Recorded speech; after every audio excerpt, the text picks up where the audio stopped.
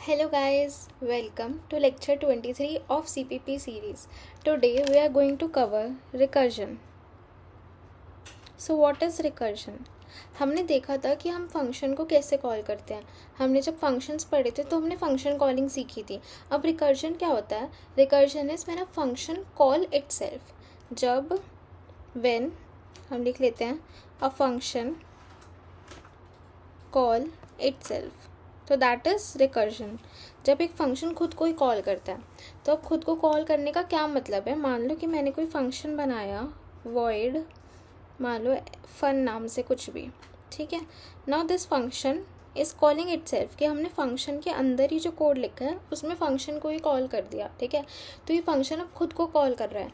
तो हम एक बार जब हम इसको बाहर से कॉल करेंगे, उसके बाद जब ये फंक्शन कॉल जाएगी, अब ये फंक्शन कॉल के अंदर ये जाएगा तो ये वापस से खुद को कॉल कर रहा है. तो ये वाले फंक्शन से हम वापस से यहाँ आ जाएंगे, हम फिर से अंदर आएंगे, तो ये ऐसे रिकर्सिवली चलता रहेगा. इसका मतलब है कि हम रिकर्सिवली फंक्शन कॉल करे जा रहे हैं. तो when a function call itself, that is recursion, ठीक है. तो अब हम समझते हैं कुछ मेन चीज़ें होती हैं रिकर्जन करने के लिए, ठीक है. फर्स्ट है, एक बेस केस रिक्वायर्ड होता है.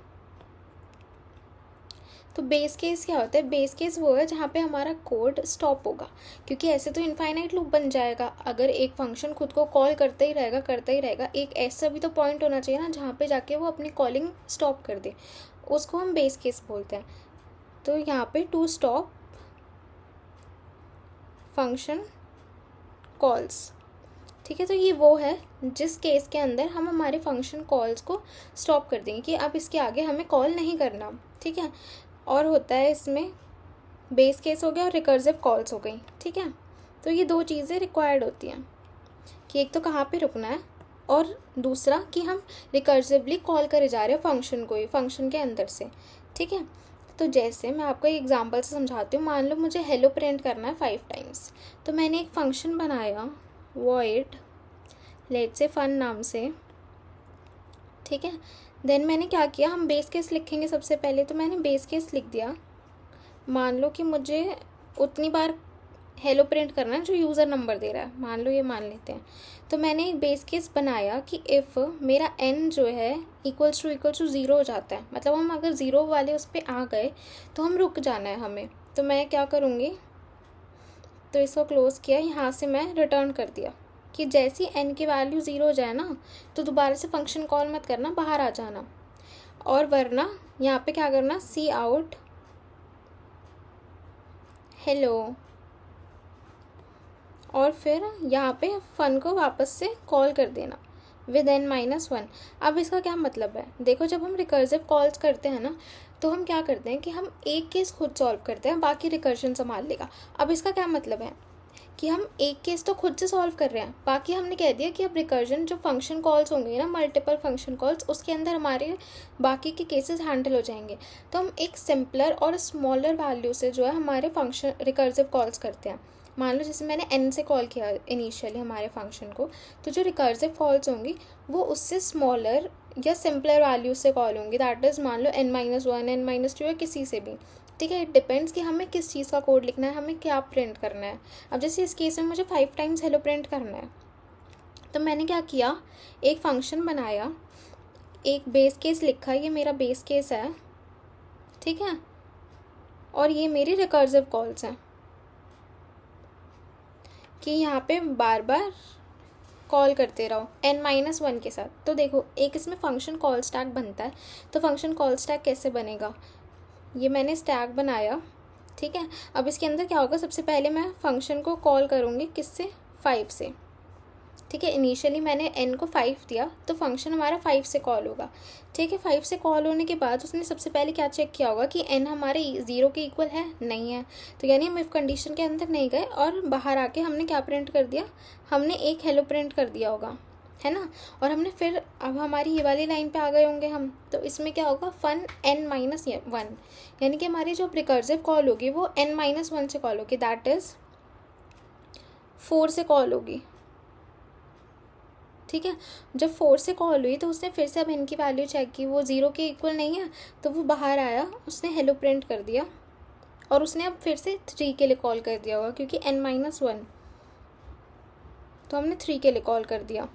ऐसे सिमिलरली 2 के लिए हुआ होगा, 1 के लिए हुआ होगा, और फिर जब 0 के लिए हुआ होगा तो 0 वाले केस में क्या होगा, उसने n की वैल्यू चेक की होगी, वो 0 की इक्वल होगी, तो यानी कि हमारी रिटर्न वाली स्टेटमेंट एग्जीक्यूट होगी और हम क्या करेंगे, यहाँ से सीधा बाहर आ जाएंगे 1 वाले पे। ठीक है, अब 1 वाले से हम आएंगे बाहर, फिर यहाँ से फिर से रिटर्न होके यहाँ आ जाएंगे, यहाँ आ जाएंगे, और ऐसे हमारी एक एक ये फंक्शन कॉल्स हटती चली जाएंगी हमारे कॉल स्टैक में से, जैसे प्रिंट होते गए और हमने रिटर्न करके हम वापस आते गए रिकर्सिव कॉल्स से।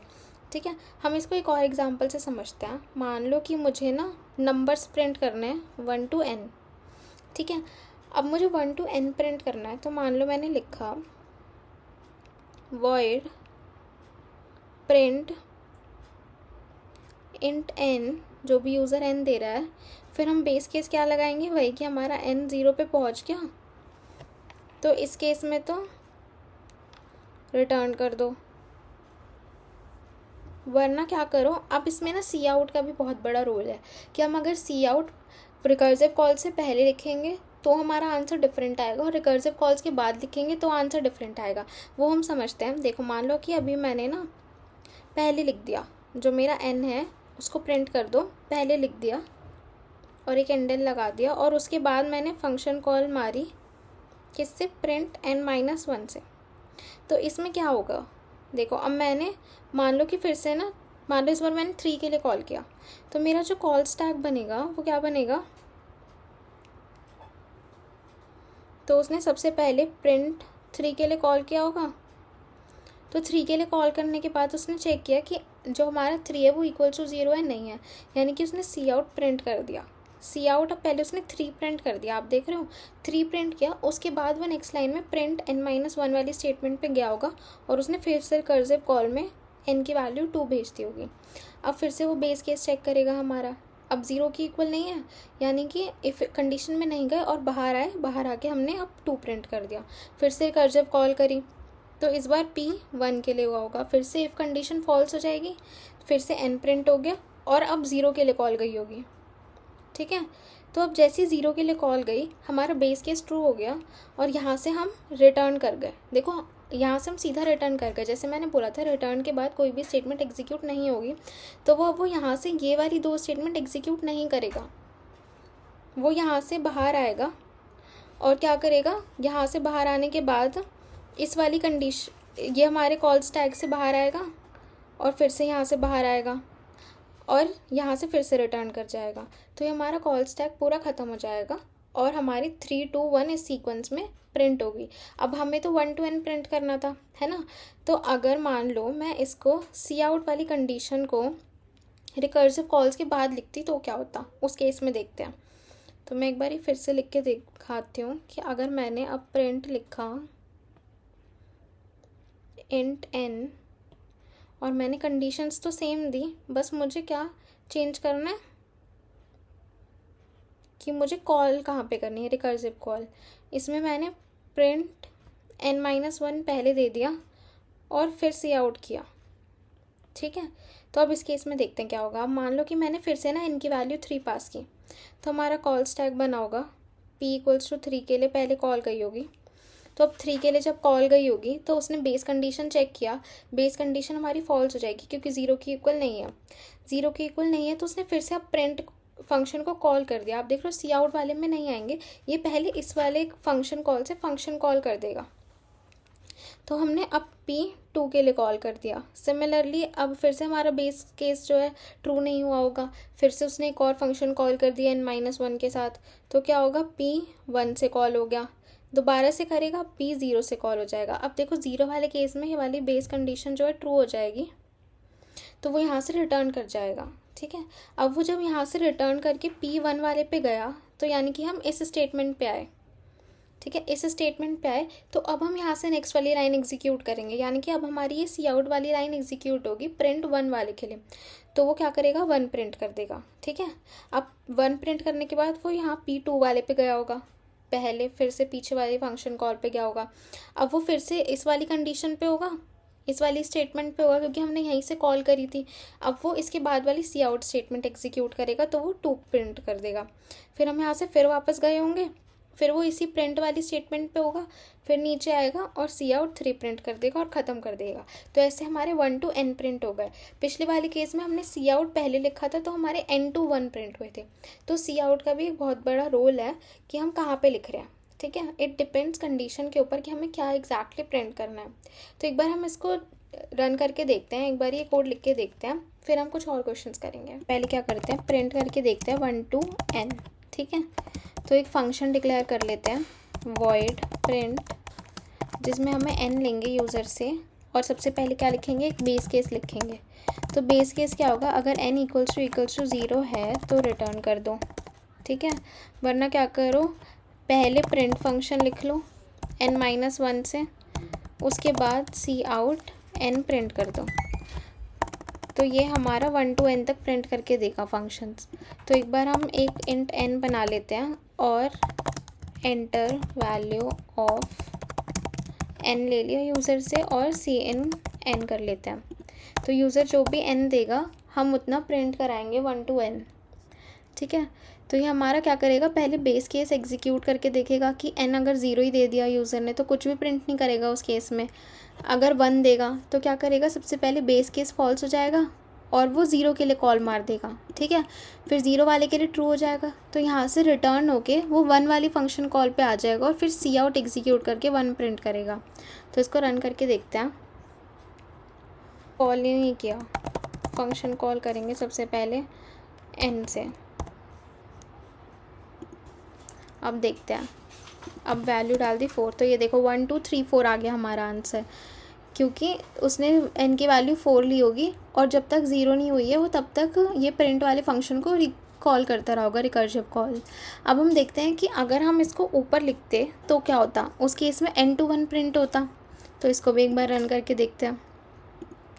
4 दे दिया, तो ये देखो 4 3 2 1, तो इसने उल्टा प्रिंट कर दिया क्योंकि हमने सी आउट स्टेटमेंट पहले दे दी। तो वो पहले प्रिंट कर रहा होगा और फिर फंक्शन कॉल कर रहा होगा, ठीक है। तो ये हमारा रिकर्सिव था।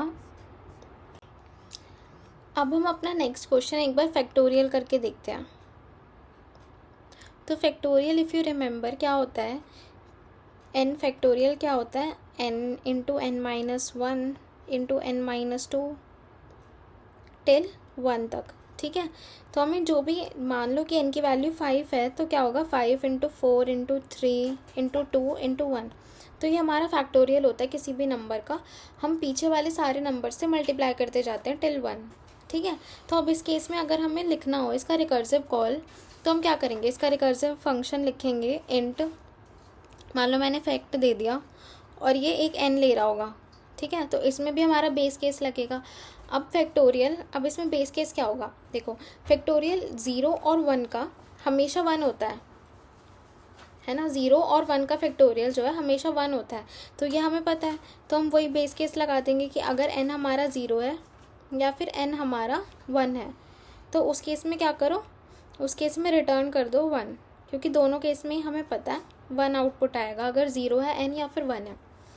फिर क्या करेंगे, फिर हम रिकर्सिव कॉल्स करेंगे, क्या करेंगे, रिटर्न जो भी यूज़र ने n दिया है उससे मल्टीप्लाई करेंगे क्या, प्रीवियस वाले नंबर को। तो हमने एक केस तो संभाल लिया कि हमें एक नंबर को पिछले वाले उससे मल्टीप्लाई करना है, अब बाकी का रिकर्जन संभाल लेगा। तो हम बस एक के लिए लिख लेते हैं कि n इंटू n-1 के लिए, ठीक है। तो अब बाकी जब भी रिकर्जन कॉल करता जाएगा, रिकर्सिव कॉल्स होंगी तो उसमें ये हैंडल हो जाएगा। तो ये देखो ये कैसे करेगा, सबसे पहले मान लो मैंने n जो है 4 के लिए कॉल किया, तो 4 के लिए हमारा बेस केस जो है ट्रू नहीं होगा, तो वो क्या करेगा, वो करेगा 4 इंटू फैक्ट ऑफ 3 के लिए कॉल मार देगा, ठीक है। अब n इक्वल्स टू 3 के लिए भी बेस केस हमारा ट्रू नहीं होगा, तो वो क्या करेगा 4, तो वो इस केस में क्या करेगा 3 इंटू फैक्ट ऑफ 2 के लिए कॉल कर देगा। फिर सिमिलरली हमारा 2 इंटू फैक्ट ऑफ 1 के लिए कॉल करेगा। अब जैसे फैक्ट ऑफ 1 के लिए कॉल किया, n की वैल्यू 1 हो गई है ना, तो हमारा यहाँ से क्या रिटर्न हो जाएगा, ये वाला हमारा 1 रिटर्न कर देगा। तो अब इस केस से हमारा आउटपुट क्या आया होगा, 2 आ गया होगा। तो अब ये जो 2 है वो यहाँ रिटर्न हुआ होगा पिछले वाले उसमें, ठीक है। तो फैक्ट 2 की वैल्यू क्या आ गई, 2 आ गई। तो यहाँ पे हमारा क्या हुआ होगा, देखो इस वाले उससे 2 रिटर्न हुआ, तो इसमें क्या होगा 3 इंटू 2 दैट इज़ 6। अब ये पिछले उसमें रिटर्न हो जाएगा। पिछले में हमारा क्या 4 वेट कर रहा है, तो 4 इंटू इसका आउटपुट 6, तो हमारा 24 आ जाएगा। और 4 का फैक्टोरियल क्या होता है, 4 into 3 into 2 into 1 that is 24 only. तो ये हमारा वर्क कर गया। तो एक बार इसको भी इम्प्लीमेंट करके देख लेते हैं। तो एक बार ये अब फैक्टोरियल वाला फंक्शन लिख के देखते हैं। मैंने बनाया इंट फैक्ट, और जो भी यूज़र वैल्यू देगा उसके अकॉर्डिंग करेंगे। तो सबसे पहले बेस केस लिख लिया कि n अगर 0 है या फिर n 1 है, तो उस केस में तो सीधा 1 रिटर्न कर दो। ठीक है, उस केस में हमें कुछ नहीं करना, सीधा 1 रिटर्न करना है, तो रिटर्न 1। और फिर क्या करना है, हमें रिटर्न करना है जो भी प्रीवियस उससे आएंगे। तो हम एक केस हैंडल करने लेते हैं कि हम n-1 के लिए कॉल कर रहे हैं, बाकी ये जो रिकर्सिव कॉल्स हैं वो संभाल लेगी। ठीक है, तो इसको एक बार अगर हम कॉल करके देखें, फैक्ट ऑफ लेट से 5, तो 5 का फैक्टोरियल 120 होता है। तो या फिर हम यहाँ पे n पास कर देते हैं, चलो जो भी हम यूज़र से इनपुट ले रहे हैं। ठीक है, तो ये देखो उसने वैल्यू मांगी 5। तो देखो सबसे पहले उसने 5 4 3 2 1, अच्छा हमें यहाँ पे ना प्रिंट करना पड़ेगा क्योंकि ये इंट फंक्शन है, तो ये कुछ रिटर्न कर रहा है वैल्यू, तो हमें ये करना होगा। अब देखते हैं, तो अब हमने 5 दिया, तो ये देखो उसने 120 दे दिया। ये 5 4 3 2 1 तो हमारे प्रिंट वाले फंक्शन का आउटपुट है, और ये 120 हमारे फैक्टोरियल वाले का। तो ये हमारा फैक्टोरियल फंक्शन था। अब now there is a homework for you that you need to find the sum of n natural numbers. अब n नेचुरल नंबर्स कैसे, जो भी नंबर यूज़र देगा, मान लो 5 दिया, तो उन सब का सम करना है, 5 + 4 + 3 + 2 + 1 ऐसे। तो उन सारे नंबर्स का हमें सम करना है। तो ये आपका होमवर्क क्वेश्चन है। And yeah, that's all for this video. Keep coding, keep questioning, and I'll see you in the next one. Bye bye.